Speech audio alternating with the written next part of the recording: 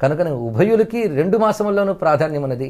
అందుకు ఇక్కడ కార్తీకంలో ప్రధానంగా మనం శివారాధన శివాభిషేకం చేస్తూ వివిధ ఉపచారముల వల్ల వివిధ ఫలితాలు పొందుతూ అభిషేక ప్రియ శివ అన్నారు గనక ఆ పరమేశ్వరుని అభిషేకం ద్వారా మనం అమృతత్వాన్ని పొందుతున్నాం అని శాస్త్రం చెప్తున్న నిర్వచనం.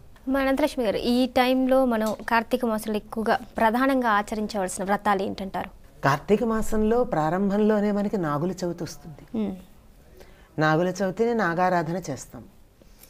ఇక్కడ ప్రారంభం నుంచి మొదటి రోజు నుంచి అంటే కార్తీక దీపావళి అయిపోయిన తర్వాత ప్రారంభించేటటువంటిది వైష్ణవ సంప్రదాయంలో కృష్ణుడిని ఆరాధించే వాళ్ళు గోవర్ధన పూజ చేస్తారు ఆ పాడ్యమి నాడే. ఆనాడే బలిపాడ్యమే అని చెప్పి బలి చక్రవర్తి ఈ లోకానికి దిగి వస్తాడు అని చెప్పి ఆ రోజు బలిని ఆరాధించేటటువంటి సంప్రదాయం ఉంది. ఇది అయిన తరువాత పంచమి నాడు కూడా నాగులను ఆరాధించే పద్ధతి ఉంది.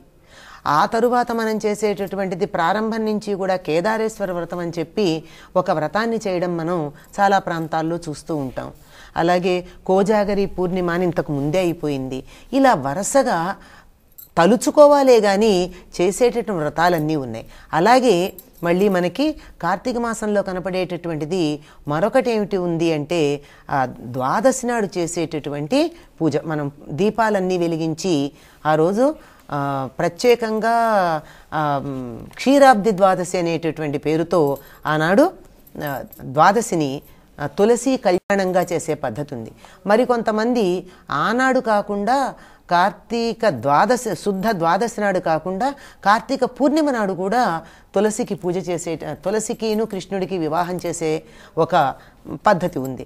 ఇలా ఎన్ని చేయదలుచుకున్నటువంటి వారు ఎన్ని రకాలైనటువంటి వ్రతాలన్నా ఇవి ప్రత్యేకంగా ఈ నియమాలైతే ఎన్ని వ్రతాలైనా చేసుకుంటారు. ఎందుకంటే చేసేటటువంటి వ్రతం కానీ నోము కానీ అంటే ఈనాడు చేసుకోవాలి అని ప్రత్యేకంగా వరలక్ష్మి వ్రతం ఉంది, శ్రావణ మాసంలోనే చేసుకుంటాం.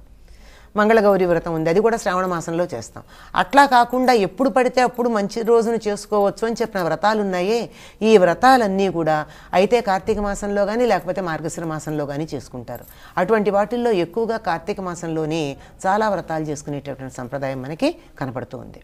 ఓకే అండి. రాఘవన్ గారు, మామూలుగా దీపాలంకరణలో మనకి ముఖ్యంగా పాటించవలసిన నియమాలు ఏమైనా ఉన్నాయి అంటే సంఖ్యాపరంగా?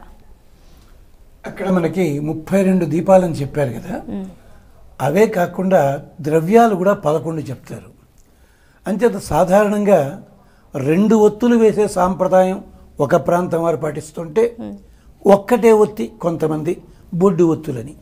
ఇది ఆయా కుటుంబాలలో ఆయా సాంప్రదాయాల్లో ఏది అనుచానంగా పాటిస్తున్నారో అది అంతే తప్ప మాకు అన్నీ ఒకటే అనడానికి వీల్లేదు.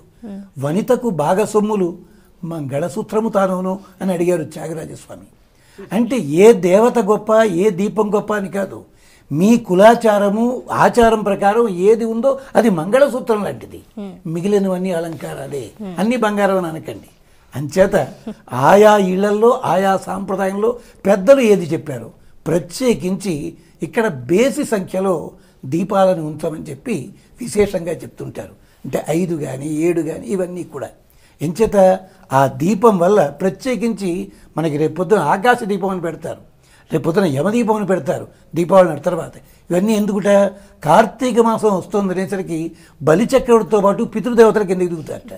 పాత చోటు కదా, వదలబుద్ధి కాదు, వెనక్కి వెళ్ళడానికి నిలబడుతుంది. అంచేత ఈ దీపాల వల్ల వాళ్ళకి మార్గదర్శనం జరుగుతుంది అంటారు కంచి పరమాచార్యుల వారు తులాపురాణాన్ని చెప్తూ. ఈ విశేషాన్ని చాలా అద్భుతంగా చెప్పారని పెద్దలు చెప్తారు.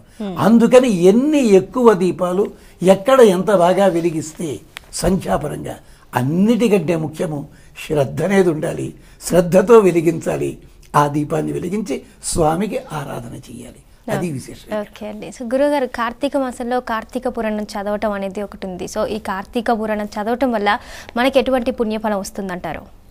ఇప్పుడు కార్తీక పురాణంలో కథలు మనం పరిశీలించితే కథలు ఎందుకు చెప్తారంటే శ్రద్ధ కలిగించడం కోసమే కథ. ఈ కథలన్నీ జరిగాయా జరగలేదా అంటే శాస్త్రం చెప్పిన ఒక విధిని సామాన్యుడి చేత ఆచరింపజేయడం కోసమని ఒక కథని కల్పన చేసి దాన్ని శ్రద్ధ పుట్టిస్తారు. అందుకే పురాణం ఇచ్చినటువంటి కథలన్నీ కూడా జరిగాయని మనం చెప్పలేము. శ్రద్ధని పుట్టించడానికి కల్పించిన కథలు కూడా చెప్పాలి. ఎందుకంటే ఇప్పటి తరం కార్తీక పురాణం కథలు కానీ చదివితే ఒక విధంగా అసంగతమేమో అనిపిస్తుంది కనుక ఈ సమాధానం చెప్పడం జరుగుతున్నది. మరొక విశేషం ఏంటంటే వేదాదుల్లో చాలా యజ్ఞాలు చెప్పబడ్డాయి. ఆ యజ్ఞాలన్నీ ఇప్పుడు ఆచరించే పరిస్థితులు లేవు. కలియుగం గనక వేద యజ్ఞ విజ్ఞానం అంతరిస్తున్నది. ఇది గమనించిన వ్యాసుడు వివిధ పురాణాల ద్వారా చేసినది ఏమిటంటే ఆ యజ్ఞ సంకేతాలని, యజ్ఞంలో ఉన్న ద్రవ్య మంత్ర దేవ క్రియా సంకేతాలని కథల రూపంలో అందిస్తారు. ఆ కథలు సామాన్య దృష్టికి చూస్తే అసంగతంగాను పైగాను అనౌచిత్యంగాను అనిపిస్తాయి, కానీ అందులో యజ్ఞ సంకేతాలు ఉన్నాయి. అందుకే పురాణ కథలు వినడం వల్ల ఆ యజ్ఞములు చేసిన ఫలితం కూడా వస్తుంది. గనకనే కార్తీక మాసంలో ఈ పురాణ కథలు యజ్ఞఫలాన్ని ఇవ్వడం ఒకటి, కార్తీక మాసంలో చేయవలసిన విధులు, తాము చేస్తున్న విషయముల యొక్క మహిమ ప్రత్యేకత తెలిసినప్పుడు మరింత శ్రద్ధావిశ్వాసాలతో చేస్తారన్న ఉద్దేశంతో కార్తీక పురాణం చెప్పబడింది. ఆ కోణంలో కార్తీక పురాణాన్ని అర్థం చేసుకోవాలి. ఓకే, మరి కార్తీక మాసంలో ఎలాంటి దానాలు చేస్తారు, అది ఎవరికి చేస్తారు? మామూలుగా దానాలు 2 రకాలమ్మా.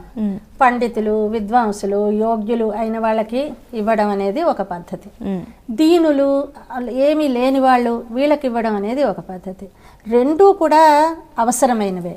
అయితే యోగ్యులకు ఎందుకు ఇవ్వడం అంటే వాళ్ళ కుటుంబ భారాన్ని వాళ్ళు నిర్వహించుకుంటూ వాళ్ళ పూచి అంతా వాళ్ళు పడుతూ ఉంటే మరి వాళ్ళు సమాజానికి ఒక ఉన్నతమైన స్థితికి తీసుకెళ్లేటటువంటి పది వాళ్ళది.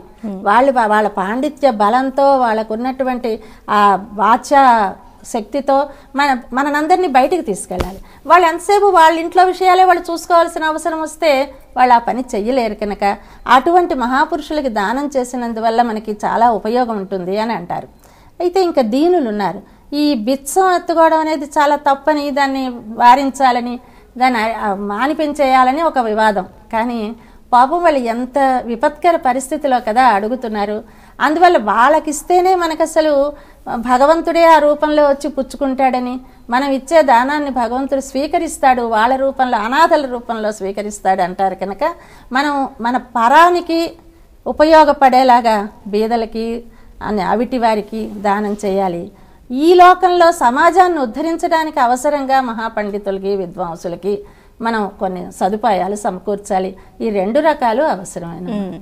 అనంతలక్ష్మి గారు, కార్తీక మాసం అనగా ఇప్పుడు కొంతమందికి కొన్ని అడ్డంకులు ఏమైనా రావచ్చు. నెల రోజులు పూజ చేయాలంటే ఏమైనా అడ్డంకులు ఉండొచ్చు. సో అలాంటి వారికి ఏమైనా ప్రత్యామ్నాయం ఉందంటారా? పూజకి ప్రత్యామ్నాయం ఏముంటుందమ్మా? పూజ ఎందుకు చేయలేకపోతారు? అడ్డంకులు కొన్ని రకాలైనటువంటి మైలలు అలా వచ్చినప్పుడే కదా మనం చేయలేకపోతాము. అంటే జాతా శౌచము, మృతా శౌచము, లేకపోతే స్త్రీలైతే వారికి ఉండేటటువంటి అశౌచము, అటువంటివి వచ్చినప్పుడు ఎలాగూ చెయ్యరు. ఎందుకంటే ఆ సమయాల్లో చేయడానికి యోగ్యత లేదు. ఏ పని చేయడానికన్నా ఒక అర్హత, యోగ్యత ఉండాలి. అది ఉండదు గనక, శౌచం లేనప్పుడు చేయలేం గనక దానికి మనం చేయగలిగింది ఏముంటుంది? మన చేతుల్లో లేదు కదా, కావాలని చేసిందేం కాదు కదా. ఎవరో ఇవాళ్లే పుట్టాలని కానీ, ఎవరో ఈనాడే శరీరం వదిలిపెట్టాలని కానీ, మనం చేసేదానికి భంగం కలగాలని కానీ మనం సంకల్పం చేసుకునేటువంటి సందర్భంలో అటువంటి వచ్చినప్పుడు వాటికి ప్రత్యామ్నాయం ఏం లేదు. కానీ ఒక నమస్కారం వీటన్నింటినీ కూడా సరిదిద్దగలదు.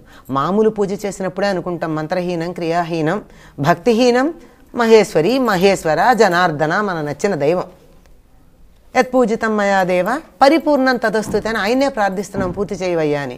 అయ్యా నాకు అనుకోకుండా, లేక అమ్మా నాకు అనుకోకుండా ఇటువంటి ఇబ్బంది కలిగింది, నేను కావాలని చేసినటువంటిది కాదు కనుక నీ చేసిన దాంట్లో లోటుగా ఏది కనపడుతుందో దాన్ని నువ్వే పూర్తి చేయమని పరిపూర్ణ శరణాగతితో ప్రార్థించటం మించి చేయగలిగింది మరొకటి లేదు.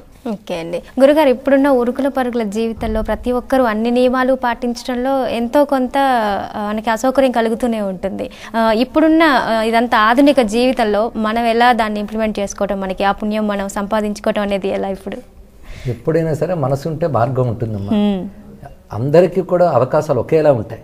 కొందరు కావాలనుకున్న తప్పకుండా చేస్తారు. ఈ లోకంలో మాకు కుదరట్లేదు అనే మాటల అర్థం ఏంటంటే మాకు అది కావాలని అనిపించట్లేదు అని అర్థం. అందుకే కావాలనుకున్నవాడు కుదుర్చుకుని మరీ చేస్తున్నాడు. అందుకే యథాశక్తే ఎవరైనా చేయగలరు, కానీ చెయ్యగలిగినంత ఎవ్వరూ చేయలేరు. అందుకు ఏది చెయ్యాలో శాస్త్రం చెప్తుంది, అది సంపూర్ణంగా ఎలాగూ చేయలేం. అందుకే చెయ్యవలసినంత చేయలేం, చెయ్యగలిగినంతే చేయగలం. అయితే చెయ్యగలిగినంత వేరు, చేసినంత వేరు. మనం చేసినంతే చేయగలిగినంత కాదు. మనకున్న పరిస్థితుల్లో ఇప్పుడు నదులు దగ్గర లేనప్పుడు మన ఇళ్లలోనే ప్రాతకాలంలో జలాన్ని పెట్టుకుని గంగే, చేముని, కృష్ణ, గోదావరి, సరస్వతి అనుకుని స్నానం చేస్తాం. అది చెయ్యగలిగినంత. మనం చెయ్యాల్సినంత చేయలేనప్పుడు చేయగలిగినంత చేస్తే పరమాత్మ అనుగ్రహించి చేయాల్సినంత చేసిన పుణ్యాన్ని ఇస్తాడు. అందుకు కుదరదు అనే మాట కుదరదు, మనం కుదుర్చుకుని చేయవలసింది. ఓకే అండి. గురుగారు, రాఘవన్ గారు, మీ విలువైన సమయాన్ని అంతా కూడా మాతో వెచ్చించి ప్రత్యేక చర్చా కార్యక్రమంలో మాతో పాల్గొన్నందుకు ధన్యవాదాలండి. అనంతలక్ష్మి గారు ధన్యవాదాలండి.